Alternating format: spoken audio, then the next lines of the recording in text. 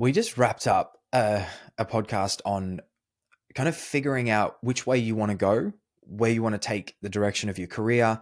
But one big thing we focused on, among other things, is kind of figuring out where you don't want to be and using that to steer you. So there's some very broad stuff and some very tactical stuff. So hopefully you enjoy. So James, what are we going to cover today? So we're going to cover getting clear on what you want and what you don't want as part of the sales career. We Okay. just touched on this briefly in a call in TSP, and I think it's worth fleshing out on this. Yeah, we had you stop by and co-host the call with the group, and you and I did an introduction into, I guess, in simplistic terms, success in the industry. You know, if you think of what success looks like in the game of sales that we're in simplistic terms, there's two parts of the equation. There's the sales skills, and when I say sales skills, I also mean like mindset, performance, like but everything in that space. And then there's your ability to navigate through the industry.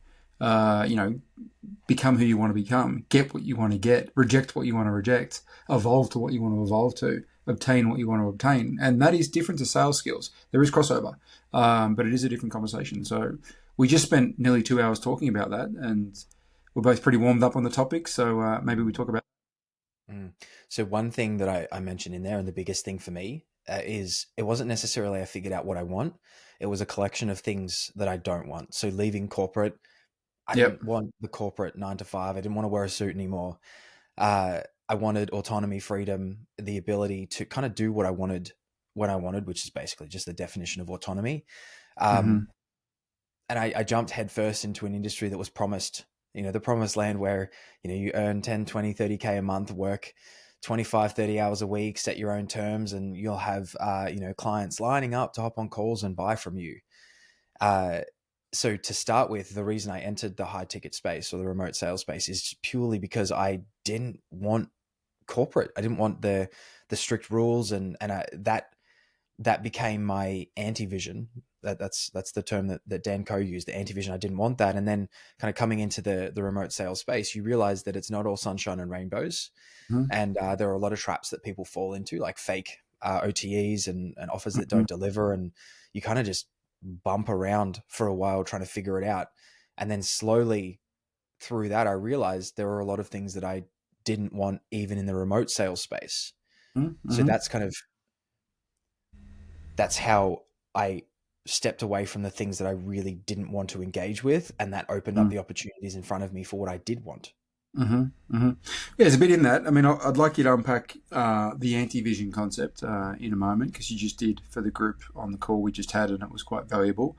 But secondly, the point you made then about being clear on what you don't want and what you do want, it's often an evolving thing. You know, what that looks like today isn't what it's going to look like in a year's time. There are things that I despise now that I once loved, and vice versa. So it can be evolving. It should be evolving. As you grow, as the market changes, as things come to you, as things go by you. It should force you to reset what you don't want, and by extension, what you do want in the next phase. To me, that's a natural thing. Mm. Without a doubt. And I think if you were to ask me 4 years ago or even 5 years ago what I wanted, I would have told you I would love 20 to 30K per month, working Yep. 25 to 30 hours a week, going to the beach, going to jujitsu, and just being able to completely switch off. And that was, again, me escaping that anti-vision of corporate. Mm-hmm. Whereas now, what do I want? If that would not be exciting for me, and it would still be fun, I would have a lot of freedom. But Mm-hmm. now everything in front of me is branding, content, strategy, actually the full spectrum of sales from cold calling all the way through to, even, customer success past that. I've learned so many things along the way that if you were to strip back everything and just put me back on close calls, I'd be like, no, that's not what I want anymore. That's part of what I want. So Mm-hmm. it evolves. And I think when people get stuck on one goal, this is what I want to do, sometimes it's effective. Like I was listening Mm-hmm. to a podcast, Jimmy Kimmel, he was saying that all he wanted to do in his whole life was get on Saturday Night Live, and everything he did was directed towards that. Cool. Mm-hmm. But that was when he was 25. Now Mm-hmm. that he's Mm-hmm. 50 something, obviously things change. Yep. Yep. Well, Yeah. the image that comes to mind, if you think back to 5 or 6 years ago when you and I came into this, and even if I go back to when I first started orientating myself towards this world, I didn't know it was going to become what it's become. But when I read the 4 Hour Work Week, which I read back in, I'm pretty sure it was 2011 or 12, that was like a game changer for me. And for those that haven't read the book, I think of the book in two parts. And the first part is where I see the value, and would still stack up nearly 15 years later. The first part is the mindset shift, from, employee like thinking to, working hard until 65 and then getting all the gratification at 65 when you retire. It's that whole mindset shift. And then the second part is more of a practical how to make it happen. The practical how to, I didn't find that interesting. The mindset shift component was what really moved it for me. But if you look at the imagery in that book, there's palm trees and, it's exotic and all that sort of stuff. And if you think of the cliche, I see it less now, but I used to see it a lot a few years ago. For those, the sort of alluring image for those exiting the corporate drudgery, that it is for a lot of people was, laptop open, on the beach, daiquiri in one hand, eat, pray, love, probably sitting on the coffee table, sunglasses on the coffee table too, and you work 3 hours from the beach whilst drinking a daiquiri and make 10K a month. You know, there may have been a time where a version of that looked somewhat appealing, but now, knowing what I know now and having done what I've done now, like that sounds like torture. Like I couldn't think of anything worse than sitting on a hot beach with my computer in the sun, drinking an alcoholic cocktail and work. That doesn't appeal on any level. So, what may have appealed to me 5, 10 years ago now repulses me. And that's okay. It's a constantly evolving thing. It shows that you're growing as well. It shows that you're growing and evolving, and you don't want to be the opposite of that. Mm. And it goes back to, I think, our understanding of what freedom and autonomy is. So when we Mm-hmm. were in corporate, the idea of sitting on the beach with our laptop was just like, oh my gosh, that's the Sure. best thing ever. Whereas now we live that level of autonomy. We get to work on things we genuinely love doing, but also like 12:30 every sorry, not every day, Tuesday, Wednesday, Thursday, Friday, I'll go in to jiu-jitsu for about an hour and a half. And obviously, if I'm crazy busy, I won't, but that's very, very rare that I won't go. So I Mm-hmm. get up, I'm excited to work on the things that I want to work on, go through the morning, train, and then just do some tidy up tasks and kind of those sort of things throughout the afternoon, and then into the evening. Um, Yep. there's no point in the day where I think, oh, I've got to do this. I look forward to all of it, and that for Well, me, that's what I want. 100%. That's the full circle message. I mean, when you've got that corporate drudgery going on, you're probably sitting in some corporate solace office. You're looking outside at concrete. No one's inspiring around you. Everyone hates their job. Blah blah blah blah blah. That idea and image and thought of tropical beach, sun is shining, no boss, no concrete, no corporate vibes, feels 12 out of 10. But you and I are fortunate enough, but fortune maybe isn't the right word because it's been intentional and it's taken trial and error to get to it. We both created our own different versions of a world where I too jump up every morning and can't wait to jump up the computer and log on, because it's stimulating, it's interesting, and I'm working towards something. I'm working with people that I enjoy working with. I'm helping people I enjoy helping. I'm interacting with people that I find stimulating. There's nothing else I'd rather do. With my skill set, mindset, personality, physical location, that's a big one. I am in the third world. I am in Guatemala. I don't have a lot of the options that someone living in New York City or London has, through proximity. With all the factors in play right now, there's nothing I'd rather be doing. And if there were, I'd be doing it, because I don't fear failing. I've learned to not fear failure within reason, as long as failure doesn't mean you literally get your legs taken out, and it rarely does. It might just be, a bit of humble pie and a few dollars lost and a few hours lost and whatever, but rarely can you not recover from it. So if there were a better thing out there that married up with what I thought I could actually do or could grow into in the short to medium term, I'd be doing it. And there isn't, so I'm all in, which means, like you, it's a pleasure. It's a pleasure to get up and do what we do. The destination's evolving all the time, but directionally, we're where we need to be and we're doing what we need to be doing. That's how I look at it. I'm very aware that where I am now, will be quite different in 5 years, and quite different in 10 years. And I don't, I always struggled with goal setting books because it wanted me to get very granular on exactly what I wanted, and I must be at this dollar amount by this time. And I don't know if I've ever actually shared this, but I would struggle and feel like, why can I not go through these goal books and set these very hard goals to work towards? It's because I wasn't necessarily chasing a dollar amount. I was chasing a feeling, a life, an existence.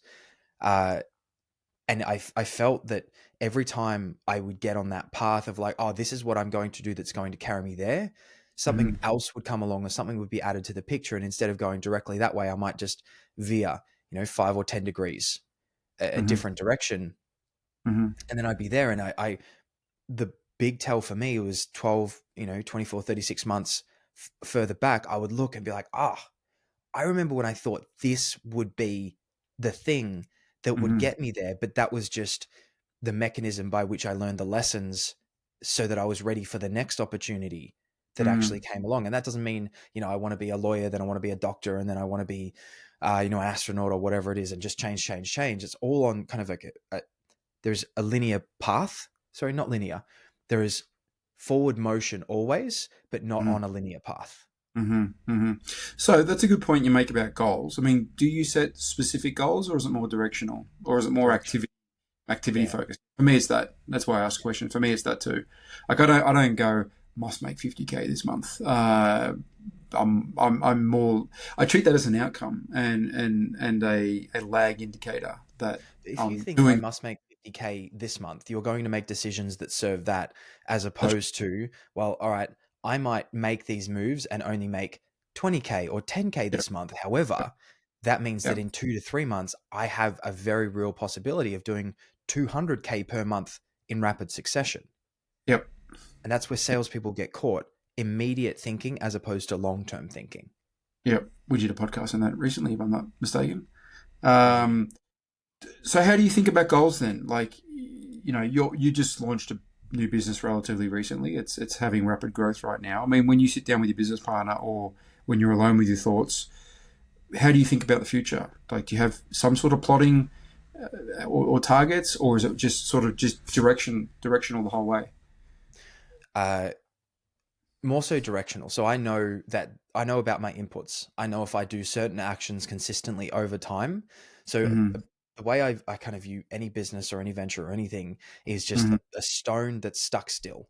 And you have to do the tiniest little bit to make it move, just like gain a little tiny bit of momentum.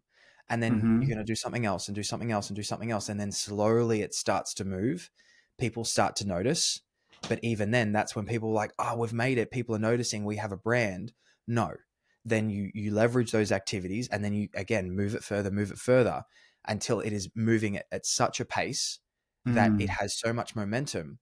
And again, this is where people make the mistake of like, oh, I did everything. I'm successful. I'm here. So they Mm-hmm. stop, like they've hit that goal. And there's a Mm-hmm. book. I'll try and find it. It was such a good Scott, book that I read. Scott Sorry. Adams. Scott Adams. Mm, what The was it? Systems book. I think I recommended it to you. Maybe I'll find it. And it basically, he said that he's been rich and then poor and then rich and then poor and then rich, in 3 cycles, because every time he hit a certain point where he deemed it to be rich, he stopped doing the activities that got him there in the start point. Yep. So I'm all about, I know that if I do these actions consistently over time, it's going to get me to this ultimate goal of freedom, autonomy, and growth. uh, I don't set rigid goals Yep. Yep. because I Yep. just Yep. think they can be misguiding. Yep. Yep. I think it was how to. Doesn't matter. Yeah. No, I agree. I don't get hung up on specific goals like I used to. I did used to, but I no longer think that way. Yeah. Okay. Cool. Was there anything else that did we need? We were going to unpack the Danco thing, weren't we? So one of the questions I asked you on the call we just had with our students was if you are wanting to make the transition from being a, you know, an unknown nameless, faceless salesperson who hasn't yet stuck his head up and tried to separate himself from the pack, which we would encourage you to do, but with the right strategy, of course. The question I think I had to you was, how does that person start thinking about, how to do that and what to do? And you went into detail talking about starting by getting clear on what you don't want to do anymore and what you don't want to accept and what you don't want to be. Like, effectively deal with the negative first, and that will remove a lot of chips from the board, and then you'll see what's remaining, and then you take the next step. But do you want to unpack that a little further? All right. So I just looked up. I think the book was The Slight Edge. Just Okay, all of those tiny little things that give you the slight edge. okay, I I don't think know. that's the one by Jeff Olson. I highly Okay, recommend. okay. Uh, so the question you asked was around the anti-vision, correct? Yeah, exactly. Like effectively, when somebody is sitting there going, "Well, listen, I'm ready to make my move to start trying to separate myself from the nameless, faceless, mediocre competition I have. Like, I'm ambitious. I think I've got a pretty good skill set base now. There's work to be done, but I'm ready to start making my moves." How do they start thinking about that as a start point? Like, and then you went into. I asked what was your sort of initial thoughts when you made your move, and then you talked about. You initially were clear on what you didn't want, the negative, effectively. You dealt with the negative, and then what was remaining was the positive. So, do you want to unpack that further? Hmm. I'll follow. I'll follow my own path because I think it's easier than just trying to predict someone else's. So leaving corporate, I mean, the anti-vision for me in general was corporate at that time. I've changed my view on what corporate is. Um, I didn't want to have to wear a suit. I didn't want to have to go to team meetings. I didn't want to work with a sales manager that felt as though they could disrespect me and that was okay. And I don't mean, have a little nudge as in someone that's like, I'm the boss, you are Sure. my subordinate, the type. Uh, I didn't want to feel like I was working for a wage. Um, just going through the motions, surrounded by people that are uninspired, unmotivated. Just Hmm. everything about it was just, I don't want that. And there was this, I didn't understand it at the time, but there was just this pressure in me of, I cannot exist like this anymore. I don't know what the solution is, but I need to get away from this. So I think that was the first real propulsion. And then following that, obviously went into the remote sales space and the land of plenty. And then you get into interviews where it's 30K OTE, you get into the offer a week later and the company's not doing 30K themselves with 5 closes. And then you kind of do that again and again. And you realize, well, I don't like feeling that way in an interview. And I don't like realizing that I've wasted my time. Mm. Uh, and that feeling of getting on an offer and being like, oh, another one that the numbers didn't add up. So the anti-vision became then being on subpar offers. And so then figured out, how do I stop doing that? And then created the interview system and kind of just started screening them. Uh, and Can then I on the go back, yeah, Object 1 second? Sorry. Is it beyond not just being on subpar offers, but is it one step beyond that in the sense that it's not only I don't want to be on subpar offers again. I don't want to keep putting myself in situations where I think it's going to be great, and then moments later I realize, again it's subpar. Is there an element of that in it as well? without a doubt. Without a Yeah, doubt. I don't want to feel like I've had the wool pulled over my eyes again. yeah. Or I was Uh, incapable of seeing what I should have seen. So it's either like their fault for kind of lying or misleading to me. It's also my fault for not figuring that out, or it's my fault for being too optimistic or not asking the right questions or not doing my research when I should have or being blind to things that. I don't think optimism. I want to just strike that one from the record because some of the most successful people I know, you are incredibly optimistic, and so am I. To Mhm. the point, sometimes I'm working on something, and I think, what, I think this is going to be great for this reason, and then sometimes people will be like, "Oh yeah, but you said that about this." Those are Mhm. the people. It's just like, "Oh, I don't want to be around you." So I don't think being too optimistic is a bad thing, but being blindly optimistic Yeah, and not that, screening. thanks for the distinction. I mean, your start point should be optimism, of course, trying to make things happen, positive energy, good I've intent. never seen a successful person that was not Yeah, optimistic. but what I mean is, the optimism isn't justified if you actually had to pull back the covers and seen what it was. And shame on you for not having pulled it back. It's part of the evolution of a salesperson or a business person, but we go through a stage where we don't know what we don't know. We don't see what we now see. Then we wake up and life changes. I think what you just saw then as well was another anti-vision of mine, being surrounded by people that don't view optimism as a superpower. Um, Mm, but then even, going past that, being on offers where they had daily huddles or mandatory hours, or, mm, speaking to people with no money and, a ton of excuses, you kind of, mm, as you go through, what you don't want grows, but mm, not wanting to sell to those people or be in those environments, mm, that then becomes, well, oh, cool. There's a proportion of the market that I can't work with, but then like, look at all of this that I can work with. There's so mm, much out there. So mm, I always found that instead of saying I want to work with this company in this niche, I must sell to this person. mm, It's just, mm, well, let's open it right up. Who mm, is successful? Who has money to invest? Who are high level thinkers? What do they do? Kind of, if you close off a certain amount, but know that you have your systems to follow, and have that optimism, the level of opportunity out there is crazy. So for me, it was just figuring out what I don't want and how not to be in those situations. yeah, How about you? yeah. My experience was the same. I always start with the negative, not because I'm a negative person. It's just often you get a stronger visceral initial feeling towards the negative, like oh again, I'm speaking to a broke person, or again, I'm being treated this way, or again, some sort of negativity around that. Eventually, you realize I can't keep doing this to myself, because if I do, I'm going to burn out, or I'm going to hate life, or I'm not going to perform, like negativity.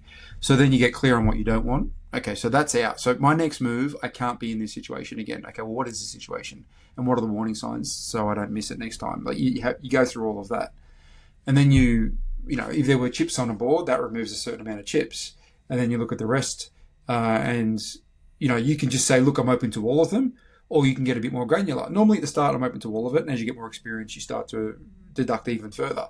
So, like for me, I mean, I still work with one account, as you know, and I'm not looking for another account. This may even be my last account. I don't know.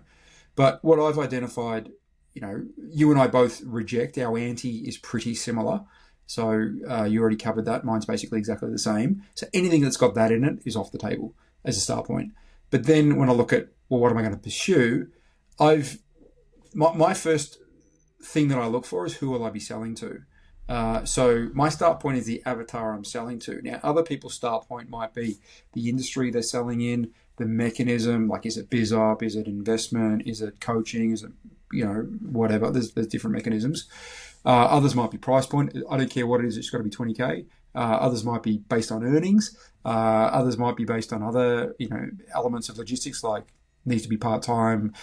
I'm a stay-at-home mum. I've only got a window between 11 and 3. I don't really care what it is as long as it's between 11 and 3. Like, we've all got different criteria. For me, my start point criteria when we talk about the positive, not the anti, is who am I selling to? I want to be selling to capable people, people that are willing and able to invest in themselves if their criteria is met. That doesn't mean they lay down sales. It just means as a start point, they're people like you and I, in the sense that, they expect to, and they have a track record of investing in themselves or investing in the right things if it meets their criteria. And if it meets their criteria, they're willing and able, because they're two different things. Willingness and able are two different things. You've got to get them on both. So that's always my start point. Everything else is secondary. What specific problem are we solving, or what ambition are we helping them realize? Secondary. What is the mechanism for helping them? Secondary. What's the price point? I mean, I have a range. I wouldn't really want to sell less than 15K US, but I'd make an exception for the right offer. So generally between 15 and 30K, I find to be quite a sweet spot with tickets. You can, the numbers are nice if you're getting 10, 15% of that, and you can still get some volume at that level. When you start moving into 50, 70K, 90K tickets, great numbers. Often the commission drops down though. Often on those offers, it moves into single digit commission figures. So it's not that much more some of the time. And secondly, it can be longer sales cycles, 3, 4 calls over a month, because more due diligence, bigger decision, more partners involved. And there's less volume as well. So, you don't want to be entirely seduced by the ticket size. You want to look at quite a few other variables as well.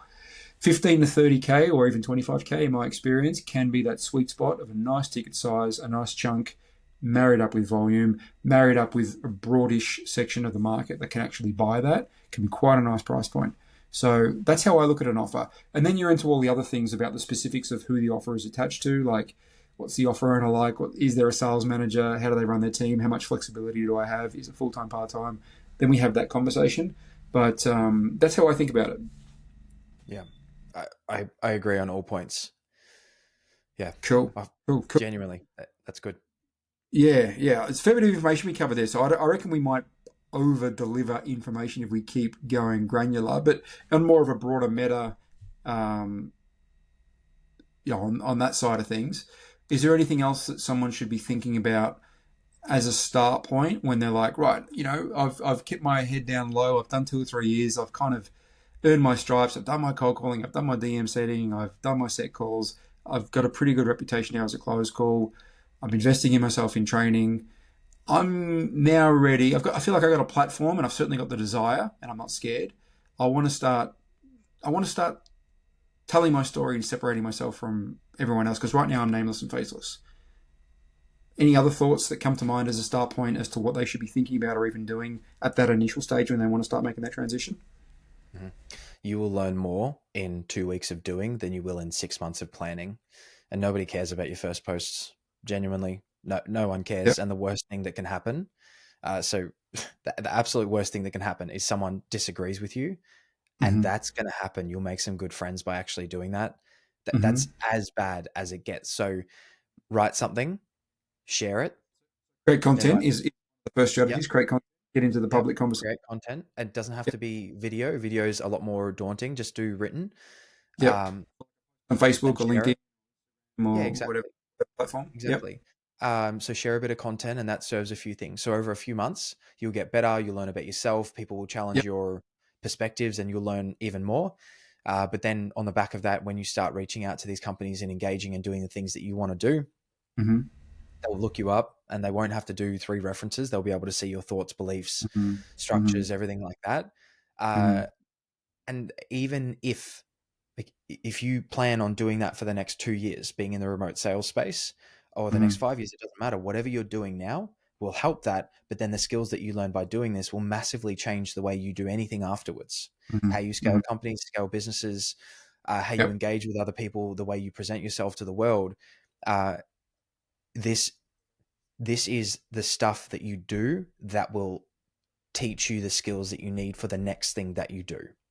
Yep. Yep. And it's okay to not know what the next thing you do is yet because you can only really see as far as the horizon. And when you venture out to the horizon, there's a new horizon that you didn't see before. New things open up, new things become possible, new people come into your world, people think differently about you, new energies around you. Like, it's quite exciting to know that I don't know the final destination, but directionally I'm heading in a pretty good way. Well, I thought years ago that I would be a sales team manager and have people working under me and do all of that sort of stuff. And I realized pretty quickly I don't want to do that. I don't enjoy managing people. I don't enjoy the bureaucracy of that sort of stuff. I Yep. much more enjoy the strategy, the structure, and the Yep. the bigger growth plans. I couldn't have known that. So if I'd set a rigid path towards I must be a manager, then I Yep. would have got it, but I wouldn't have enjoyed it anywhere near what I'm doing now. Yeah. I too couldn't think of anything worse than being a sales manager. But like, no disrespect for those that's their calling and they're good at it. Some people are Great, great at it. good luck. Yeah, but that's not me at all. I mean, 3 years ago, there's no way in the world you would have known you were going to do AI courses. You couldn't have. AI wasn't in the public conversation 3 years ago. Not like it is now. Yep, yep, cool. Well, there's a bit in this one. So should we leave it here? Yeah, let's wrap it up. See you next week. Cool. See you then.